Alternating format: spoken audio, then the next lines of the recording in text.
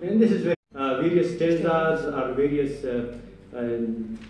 stances are there, like we can see that Pana Pana the Gurgure, Nare Panus, Nare Kamisi the Panus Rana Kavira, or we can say that Pasalelujane is Lamelevan. My research in 2 chapters. In the first chapter, we will talk about the field work, and then the certification, hard water, ethanol, sulfuric acid, cutting, and sugar cane. These were the few aspects I have worked on this plant.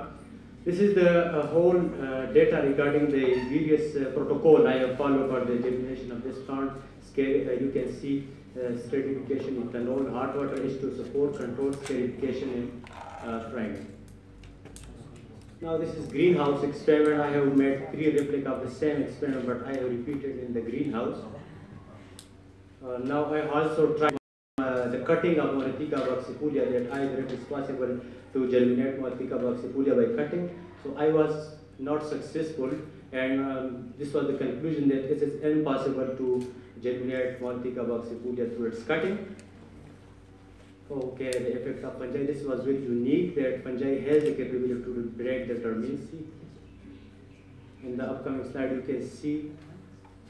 This is very interesting that I put all those Moratica buxifolia seed into the Petri dish, and a few fungi attack over it, like Retroid ornithitis, the name is Rhizopus sterilifer. It has the capability to break the terminacy, and after breaking the terminacy, I transferred it into the field, and it was controlled germination of plants, first introduced by Herbert Landit. The objectives of this second chapter were preparation of media for rooting, careless formation, response upon MB, seed on MS media. In stage 1 for tissue culture, you need explant, then you need sterilization instrument, then you need media for the germination, and in 4th stage you have to transfer it into the field for acclimatization. And these are the various claims. Now material method for this second chapter were that I have repeated the same experiment in Central Plant Biodiversity, FG, and I collected the explant from carrot. This is the MS media. These are the vitamin and growth regulator. This is the media for seed. As I am not going to detail because this is defined media for MS media. So this is media for the explant. I use 2,4-D growth regulator. Then these are the results and discussion. Like you need MS media plus IBA. The experiment was just failed. You know the remarks there. And the second table, you can see that MS media.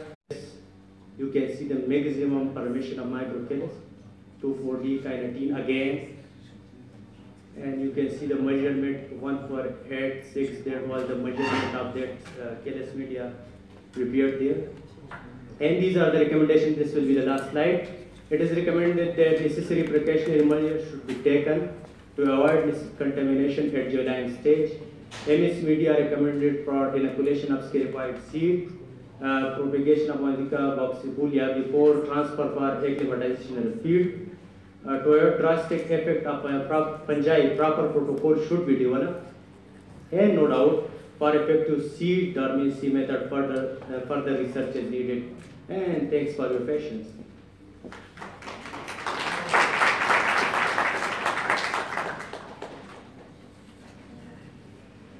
So with that, if there are any questions?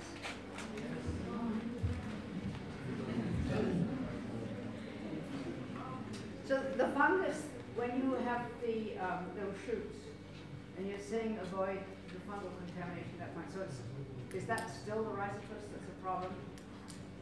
Because you said that you needed the fungus, or the fungus was beneficial in getting the seed started. Yes. Is it then that you need to sort of somehow manage to get the fungus to stay away and allow the plant to grow? Is that what I'm hearing? I mean, because you said you had to be concerned. Here I have told in the recommendation that proper protocol is needed. By there was germination was successful in my case, but proper protocol is needed to be developed for this. Further study are needed. I mean, I have put that in my recommendation. But in my case, fungi when break the dormancy and put all those seeds into the field. That was very successful germination by Panjay. Okay, thank you. I would just add one thing. One time I had a book on, I think it was called Kitchen Botany, and it was about germinating the seeds in the fruits that you might have in your kitchen. And I can't remember which fruit it was, but one of them critical was letting the fungi happen. Oh. Because again, it broke dormancy or broke through the seed coat and allowed them to Yes, do it. yes. So Yes. there are other reference to it. Yes. But that was a great talk. Thank you very much. Thank you. No, I will ask question. Well, why didn't you get it? Okay. You can't say that to him. I'm a visitor, so he has to take it. Yes, sir. Have you heard the term mycorrhiza? Yes. What is mycorrhiza? This is the affiliation of fungi with higher plants. Okay. Okay, cool. Oh, thank you, sir.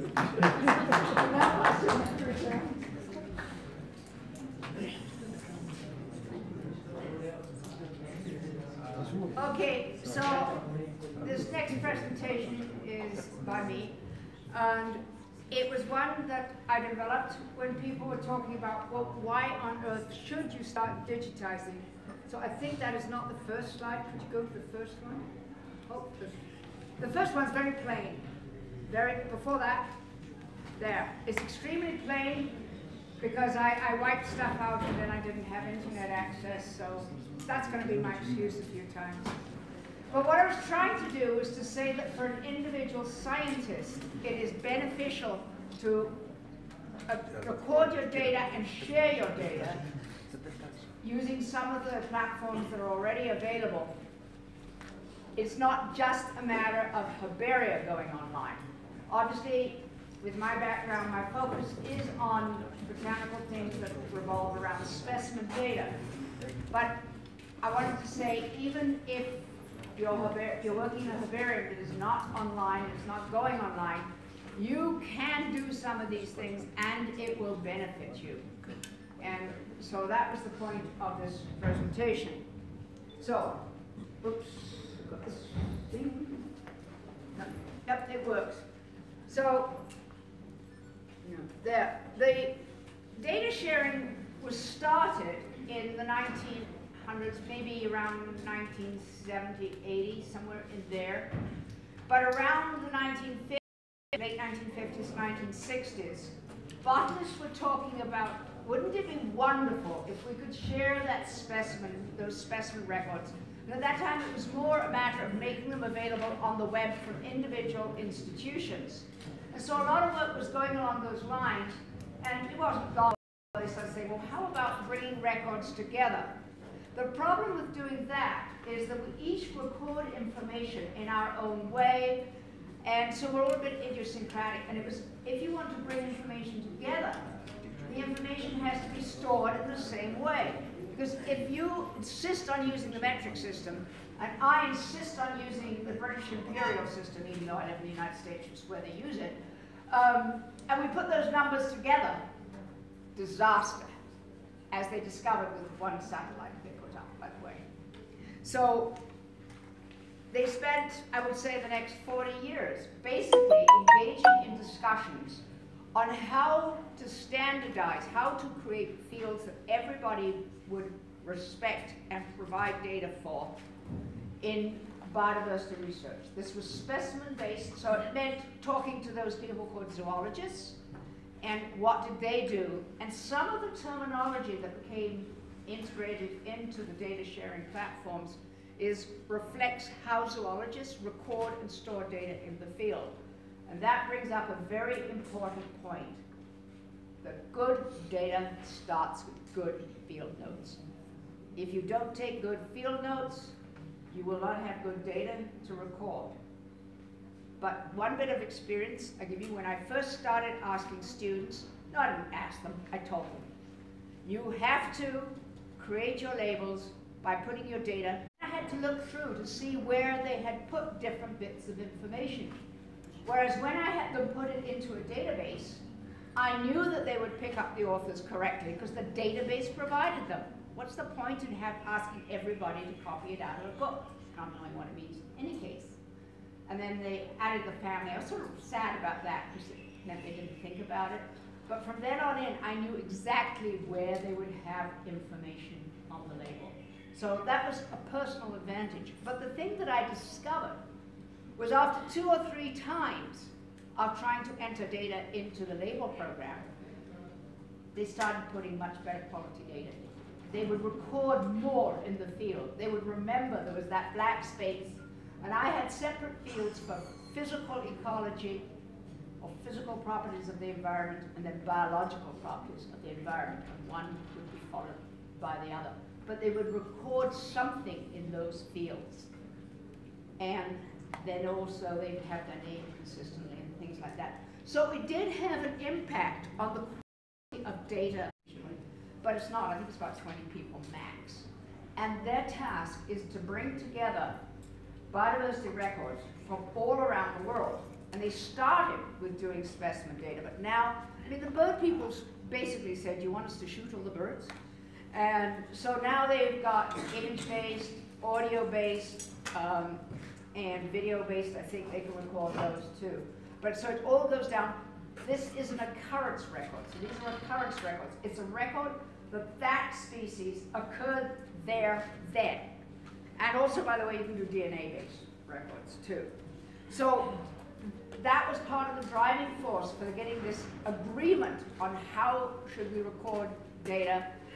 And a few years ago, Pakistan was an associate member of that organization, and it withdrew. And but currently, GBIF is making available 983 million records from around the world. And there are records for Pakistan in GBIF, but very, very few. A few insect records are from Pakistan. And recently, Zahidullah from SWAT,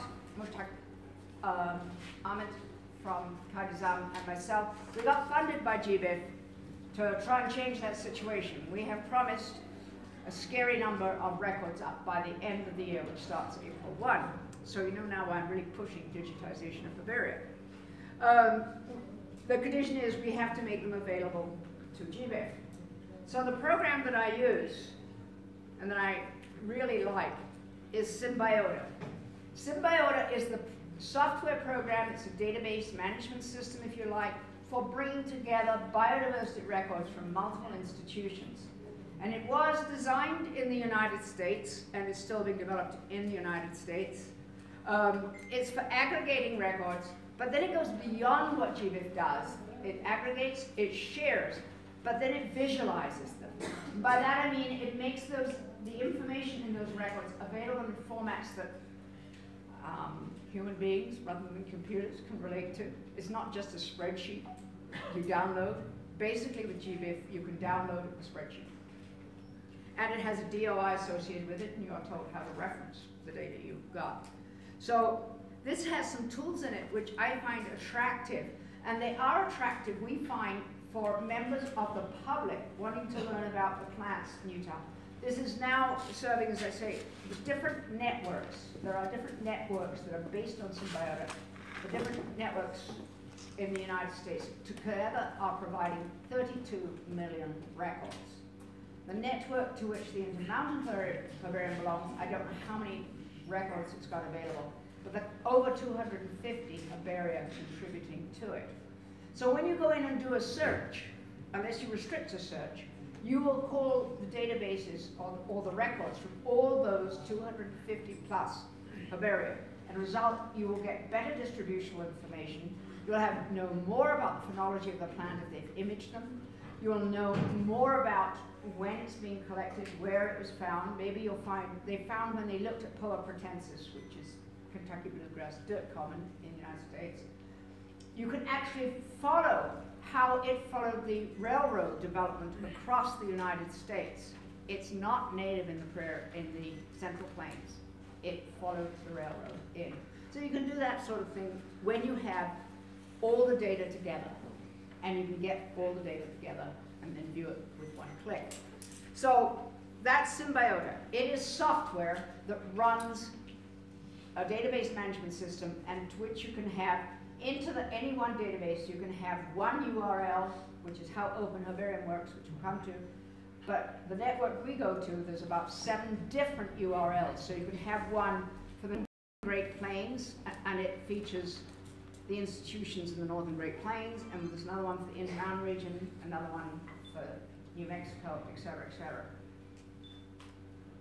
So Open Herbarium is a Symbiota-based network. That is, it uses that software for sharing and visualizing specimen-based information and image-based information, and we can, but I discourage, just reports information. And you want some evidence that it really was that was there then. And it is one of these programs, and right now I'm asking Pakistan to help make this really a functional thing. We have put in some records, a few records, there are a few institutions. We start off with barcodes. And one of the things when I met Dr. Kaiser at Peshawar, and I said, do you mind if we put up the descriptions from the flora of Pakistan online? And he said, no, he couldn't see any problem. And I assumed that meant that he didn't mind us also making the keys available online. So this will be one thing, because not everybody can afford to buy a complete set, though it's extremely reasonably priced. We could make it available more readily online using Open Herbarium. We can connect Open Herbarium to Keybase, which is a program for putting up dichotomous keys. And then it becomes easier to see, okay, now there's a single key that, because we now know there are these additional species in Pakistan, you can amend the key to accommodate those. So now you've got a key that's basically the one that's in the flora, and you give citation of whoever who wrote that in the flora, and amend it for the new species. Probably should have timed myself more on this. So that's sort of what the relationship is between GBIF, Symbiota, and Open Herbarium. So how does it benefit you? Well, one of the ones is I think it can increase the impact of your work. Let's face it, not a lot of people go and read journals. And they say they should, but we're all short on time. But maybe you can get it out faster this way. One of the ways is it's very easy. Well, it will increase, you get your specimens up there, and they will have your name on them, and we're going to look at ways to see that we can sort of count that. How many times have they been downloaded? Annotations will go up there with your name on it if you make it, if the herbarium's doing it. Now, the one that I like greatly is the checklist. If you've got a checklist for a region, you can upload it very easily. It's a CSV file that you create in the spreadsheet. It's only got 3 columns. And you can add it, we have 7 columns. But you can include in that your voucher number, your collection and collection number. Ideally, it will go in as the herbarium one too. But once it's up there, you can also view that list as images. And to the extent that somebody has provided images of those taxa, you will see images of the plants on your checklist. So now there's another role for people. Please, really nice images that are helpful in terms of identification. Put them up there. And this is one of the ones where you share. And there's a mantra that I learned attending a sort of computer science oriented thing on biodiversity informatics. Do it once, do it right, share it. And so one of the things is you don't actually, if we could do everything online, and I'm sorry, but I think you'll find it frustrating here. That will come in Pakistan. It will show you the names, the correct names. And if you aren't getting a name suggested, check that you haven't got a spelling error. It's usually a spelling error. There are some names that are not in there, but that's the sort of thing. It's in the database that can help you make sure you get it correct. It will add the authors if it knows the name. It'll add the family. It'll add the APG4 family. Well, maybe APG3. Gotta check that. For you automatically. And to those of you at my age that are sort of saying, oh, why these new families? The answer is we have to teach our students what is going to be the dominant thing going forward, not what we learned. And we have to learn how to make the distinctions between the families and write the keys. So you've got all these different things, but now, if they're in Open Herbarium, it's very easy to share them with other people. And images you contribute have to be no more restricted than you must say who took it, and you've got to share it the same way. In other words, for free. You can't charge for its use. And you've got to give credits. But it also, with a couple of clicks, you can send records, Herbaria send records to GBIF. A couple of clicks, individuals can send records to GenBank. You can send records to a network. There are put a note in the abstract that you've got additional information, more than will appear in the list of species names. And I put this one in about facilitating research. The biggest one you get through sharing data. It enables people to get access to much more data. Distribution data for species, when you've got it coming in from many different sources, it's much more reliable. You will have some odd outliers, and you'll say, why that? Well, one of the things you can do, and it does happen, people just send a message, just a click of the button, to the person in charge of that collection, say, are you really sure it's that species? It's out of range. Or very specific, this record, it isn't, you need to go through and revise all this. It also cuts down on loans. Because now you can examine specimens and say, I'd like to look at that one, or that one. But you don't say, I need to borrow all your specimens of so-and-so. So that can be a benefit. But basically, it is data access. It helps if we get, especially if we get the 409, check identifications if you are working at a place and they don't have a specimen, the thing you're looking for. These ones come with some sort of guarantee. When you do a Google search, it will show you anything that's got the name close to it, which can be a problem. And you know those lists of specimens examined? It can make it very easy for you to download those lists. You can add an annotation that you examined something and accepted the identification. And then you use that to pull out those records, download it, format it the way you want it for your journal, and you've got it. So that's another thing that will help with. Something that's sort of interesting to me is this business of involving students in taxonomic work. So you can have them help, you can use it to help generate dichotomous keys. And they can look at the dichotomous keys in 3 different ways. And I'm going to create a project in Keybase called Sandbox. The Sandbox means anybody can get in there and do it and try something out and see how it works. It's not a serious flora. But I have started Flora Pakistan, and one of the things that it did, it was easy, thank you, Kaisa, and I think it was fun with the authors, because it's very easy to combine the Salicacea, Lacortiaceae, and make a key to all the genera involved, which is now Salicacea, because Salicacea now includes Lacortiaceae. Other ones are going to take more work to rework the keys, but the original author of the keys get credit. But you can help them, and students can learn to interpret the descriptions. You could invite them to try and write descriptions that would be easier. We could help them construct multi-access keys. I mentioned the creating of high-quality keys. Recognizing species, if you want students to learn to recognize certain species. Students or people who can field crews that you're going to take with you, and there's some things you think they should recognize on site. Create a checklist and make it public and let them study from that. The other one that I really would like to work on with you or encourage you is to develop an online updated flora with updated keys that would use for the distribution data. I'm sorry, but there's no way I want to go through and do those Exocardia lists. I'm astonished and amazed. I'm very respectful of the fact that you've got Exocardia, which the lists are getting longer and longer in the flora of Pakistan. What this online flora will do is draw on the records that are being made available. And once we've got a decent number up from Pakistan, I will ask Kew to make their records available to the network so we can see some of the older records. It might be a decent reason to support students to go to Kew and look at some of their specimens and help them get their records up, the ones from Pakistan.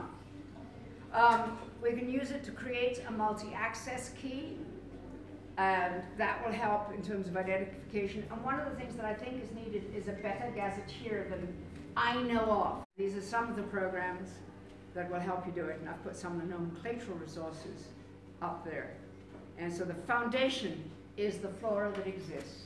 and of course the floors that guys have relied on. There's your foundation, absolutely critical. But because you have that, you could go on and make enormous progress in developing an online flooring. So, the future starts with you people. This is where it can go. And I really hope to see it go there. Thank you.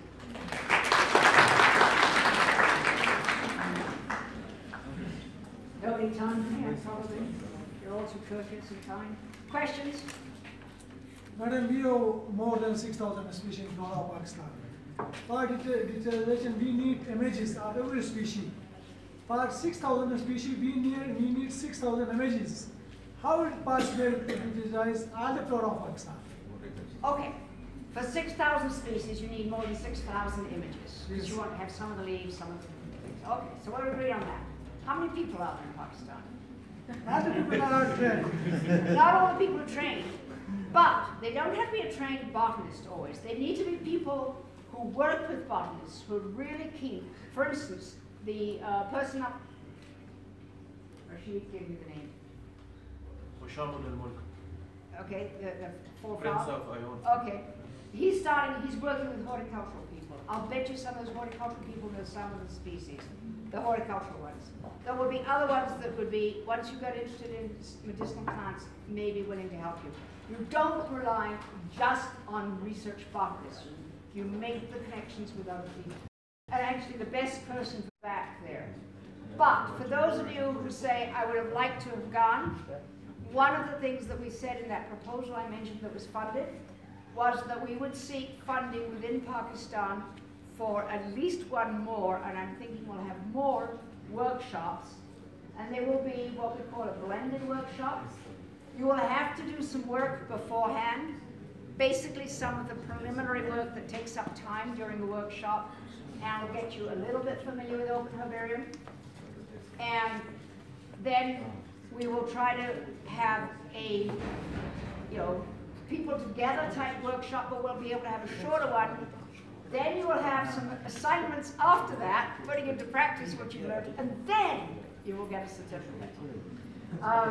Because if we are promising HEC or PARC or the Pakistan Science Foundation, the people will actually learn to do this stuff and do it. We need to demonstrate that they can do stuff for online or for Pakistan people to answer your questions and you communicate with each other. Okay? So the list, I think,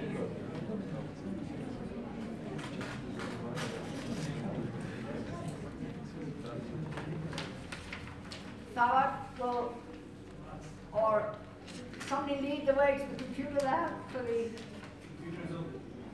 Dr. Siraj. You may realize that I think I can shout loudly. Dr. Haider Ali, Torjan, Hafiz Ullah, Rahman, Ajmal, Iqbal. Has anybody not got a copy of this and able to read their own name? If you're on this list, you are in the workshop. So, and it will also continue tomorrow because what else has got me down for tomorrow morning, and we can continue doing this, and I'll try to make it so that I can help a few other people.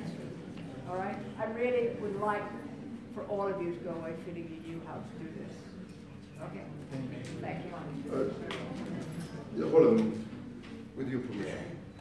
Go right ahead. This is of 20 people, 23 people. Mm-hmm. If our teacher, they have their own laptops, can they join? Few of them. A few.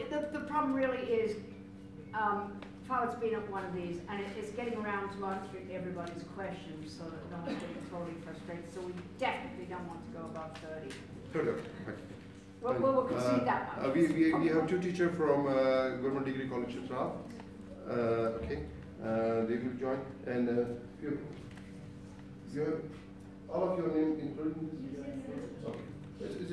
I'm just asking about for the teacher, because in future. That's the one. Yeah. Thank you. No, Thank I you. do appreciate that. And that was the reason for the restriction. Okay. For tomorrow, For tomorrow there will be a session start right on given time, and it will be end on the given time for the break and for the lunch. Because today we are a little disturbed in the timing, so tomorrow we will follow the exact timing. So appreciate it that tomorrow you all will be here on time. And day after tomorrow, although it's a holiday, all of the botany students must be here right on time. Okay? If students of other department want to join us, welcome. So please follow the time, the exact timing, because this is what we are presuming, that the conference must be started in time and must be ended on the prescribed time. Thank you. Okay. I wake up early, and I think this conference hall is not in use at 8 o'clock. So if anybody who wants to meet with me about anything at 8 o'clock tomorrow morning, because the starting time is 9:30 tomorrow for the workshop thing. So 8 o'clock here would be fine with me. Okay. All right. Thank you. I think